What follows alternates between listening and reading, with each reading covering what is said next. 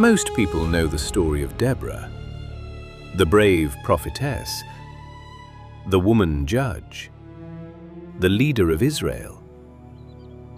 And yes, all of that is true. But today, we are going to look at this story from a completely different angle. Because when you read it carefully, really carefully, it tells us something that most never talk about. It tells us what happens when men stop being men, and what God does about it. Let us set the scene. The children of Israel were in trouble, again, because they had done what they kept doing. They forgot God. And the children of Israel again did evil in the sight of the Lord. So God allowed a Canaanite king named Jabin to oppress them for 20 years. And Jabin had a very powerful army commander, a man named Sisera, who had 900 iron chariots. 900! In a time when Israel had almost no weapons at all. Now imagine your neighborhood being controlled by someone with 900 tanks. That is what 900 iron chariots meant in those days. Sisera was terrifying. And the men of Israel? They were hiding. Here is the part that does not make it into most sermons. God had given Israel male leaders, judges, elders, warriors. But during this time, those men were not stepping up. They were not leading. They were not fighting. They were not even seeking God. And God had already said through the prophet Isaiah, and yes, Isaiah spoke prophetically about seasons like this one. As for my people, children are their oppressors, and women rule over them. O my people, they which lead thee cause thee to err, and destroy the way of thy paths. God was not celebrating that women were ruling. He was describing a condition of spiritual weakness. When the men abdicate, when they step back from their God-given responsibility, something goes wrong with the whole community. That is what was happening in Israel. Now, into this mess, God raised up someone who sought after him with her whole heart, someone humble, Deborah, a prophetess, a judge, a wife. The Bible calls her the wife of Lapidoth first, establishing her identity as a woman in her proper role, and then tells us she was judging Israel. And so, the donkey won the race. And Deborah, a prophetess, the wife of Lapidoth, she judged Israel at that time. Notice something important. Deborah did not go looking for power. She did not campaign for leadership. She sat under a palm tree, not on a throne, not in a palace, under a tree, humble, available.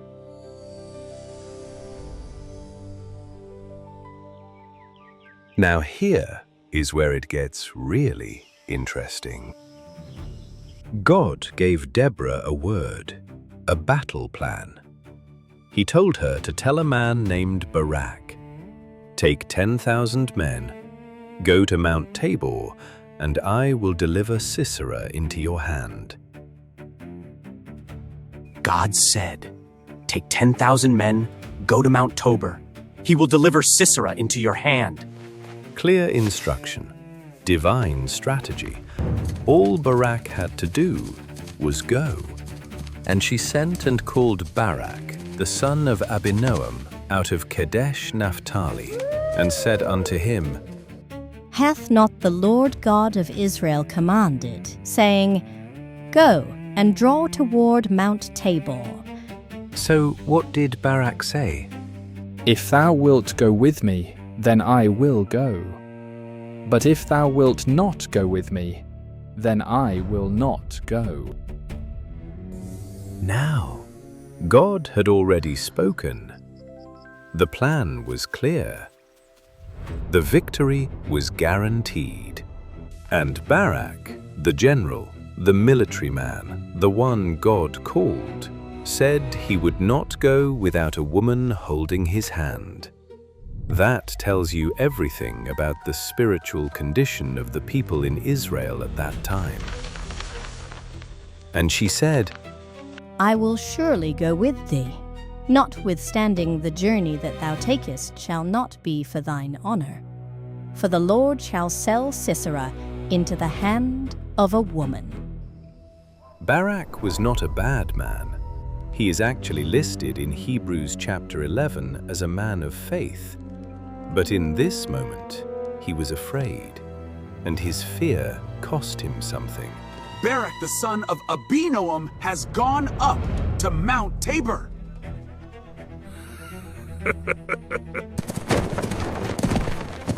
This battle will be a piece of cake! They have no weapons, so let's crush them and be done with it!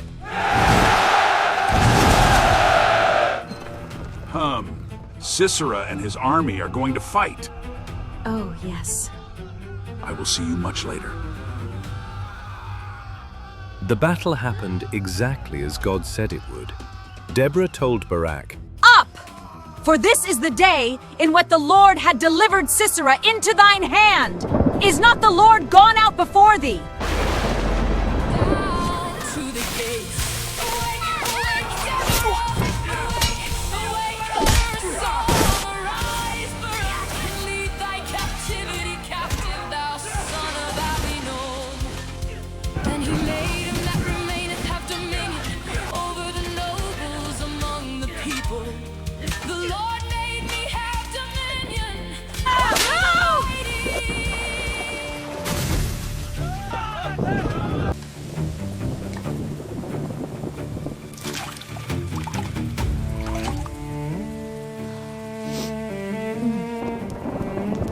and here is where the story takes the most unexpected turn. Sisera, the mighty general, ran away, abandoned his own soldiers, and ended up at the tent of a woman.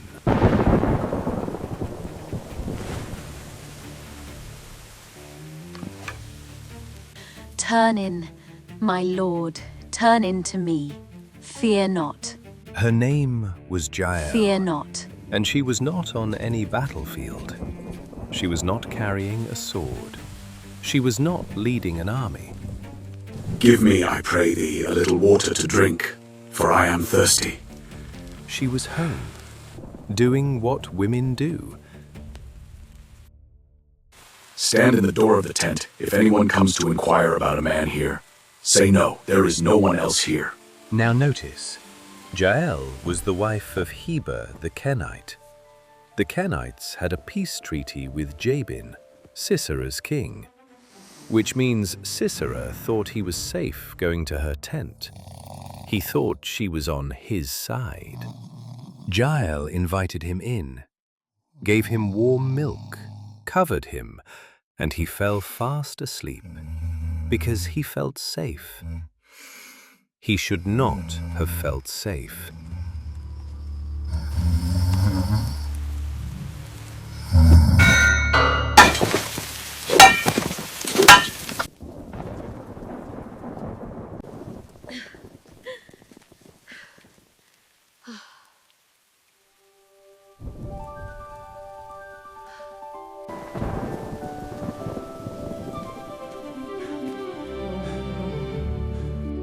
Come, and I will show thee the man whom thou seekest. Remember what Deborah told Barak earlier. Notwithstanding the journey that thou takest shall not be for thine honor. For the Lord shall sell Sisera into the hand of a woman. That woman was not Deborah. It was Jael, staying home, doing her job, being where God needed her to be. After the victory, Deborah and Barak sang a song of praise to God for what he had done. And in that song, listen to what was said about Jael. Blessed above women shall Jael, the wife of Heber the Kenite, be. Blessed shall she be above women in the tent. Blessed above women. Think about that for a moment. Not Deborah, the prophetess, the judge, the leader of Israel. Not Miriam, who led worship at the Red Sea. Not even, and this is remarkable, Mary, the mother of Jesus, was called blessed among women. But Jael, the humble homemaker with a tent peg, was called blessed above women. What if Jael had decided that day to go out and fight? She would not have been there when Sisera arrived. The enemy would have escaped. The prophecy would not have been fulfilled in the way God intended. Being in your right place is not small. It is everything. So, what do we learn from the untold story of Deborah? First, God's order matters. He designed men to lead their families and communities with courage and faithfulness. When they do not, things go wrong. Not as punishment, just as natural consequence.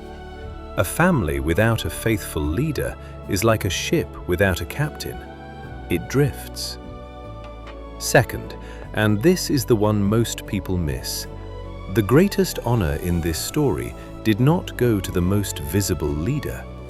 It went to the woman who was simply faithful in her own home. Jael was not famous.